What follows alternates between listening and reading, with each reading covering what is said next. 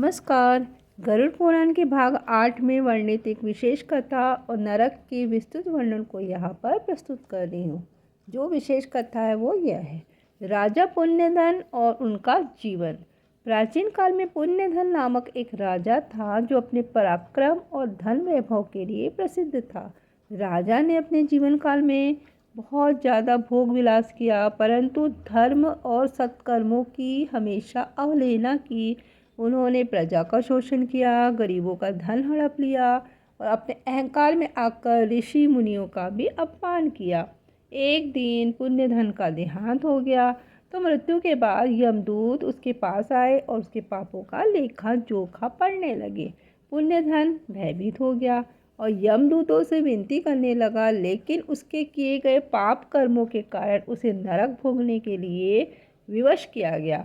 तो पुण्यधन की यमलोक यात्रा कैसी थी?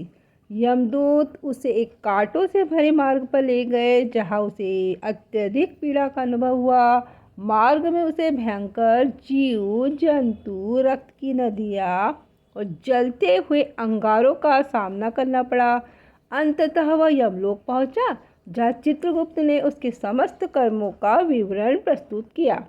नरकों का विस्तृत वर्णन बता रही हूँ मैं आपको। बहुत प्रकार के नरक हैं, उन सभी का विस्तृत विवरण। गरुड़ पुराण के अनुसार यमराज ने पुण्यधन को उसके पापों के अनुसार विभिन्न नरकों में भेजा। पहला, तमिस्त्र। इस नरक में उन लोगों को डाला जाता है जिन्होंने अपने जीवन में छल, कपट, चोरी और अन्याय किया हो। उन्हें अंधकारमय कक्ष में रखा जाता है, जहाँ उन्हें बिना किसी सहारे के भटकने के लिए विवश किया जाता है। दूसरा है अंधतमिस्त्र। इस नरक में परिवारजनों को पीड़ा देने वाले लोगों को भेजा जाता है। उन्हें वहाँ घोर अंधकार में डालकर भयंकर राक्षसों के द्वारा प्रताड़ित किया जाता है। तीसरा, रौरव। निर्दयी और हिंसक प्रवृत्ति के लोगों को इस नरक में रखा जाता है। यहाँ उबलते हुए तेल में डालकर उन्हें दंडित किया जाता है। महारौरव। जो व्यक्ति निर्दोष जीवों को सताते हैं तो उन्हें इस नरक में दंडित किया जाता है। यहाँ उन्हें लोहे के गर्म पिंजरे में बंद कर घसीटा जाता है। कुंभीपाक। मांसाहार करने वाले और हिंसक प्रवृत्ति अपनाने वालों को इस नरक में रखा जाता है। उन्हें उबलते तेल में डुबोया जाता है। कालसूत्र। इस नरक में माता पिता का अपमान करने वाले को रखा जाता है। उन्हें जलते हुए लोहे के तवे पर लिटाकर पीड़ा दी जाती है। असीपत्र वन। व्यभिचार करने वालों को कांटेदार वृक्षों के बीच चलने के लिए विवश किया जाता है। वज्र कंठ कशालमली। यहाँ उन लोगों की यातना की जाती है जिन्होंने पराई स्त्री या पुरुष पर बुरी दृष्टि डाली हो, तो उन्हें कांटों के जंगल में घसीटा जाता है। शालमली। इसमें लोभी और दुष्ट व्यक्ति को आग की ज्वालाओं में डाला जाता है। झूठे गवाह देने वाले को यहाँ पर दंडित किया जाता है। सुकर मुख। इसमें दूसरों की संपत्ति हड़पने वालों को यातना दी जाती है। उन्हें लोहे के गर्म औजारों से जलाया जाता है। समाज को धोखा देने वाले को सांप और बिच्छुओं के बीच में अंधकूप में रखा जाता है। पुण्यधन का पश्चाताप और उद्धार।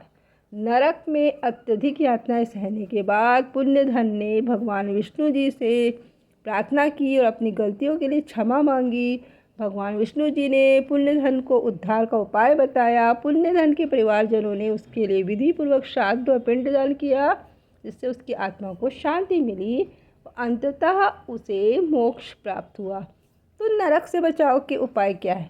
गरुड़ पुराण में नरक यातनाओं से बचने के लिए बहुत प्रकार के उपाय बताए गए हैं। सत्य, धर्म और न्याय का पालन करना, परोपकार, दान और पुण्य कार्यों में संलग्न रहना, माता पिता गुरुजनों का आदर करना, भगवान विष्णु जी की आराधना करना और मंत्र जाप करना, गंगा स्नान, तीर्थ यात्रा और भक्ति के मार्ग पर चलना।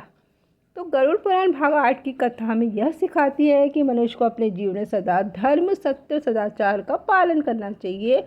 पुण्य कर्मों के माध्यम से न केवल जीवन सुखमय होता है, बल्कि मृत्यु के बाद आत्मा को मोक्ष प्राप्ति का मार्ग भी सरल हो जाता है। जो व्यक्ति पाप कर्मों में लिप्त रहते हैं तो उन्हें भयंकर नरक यातनाओं का सामना करना पड़ता है।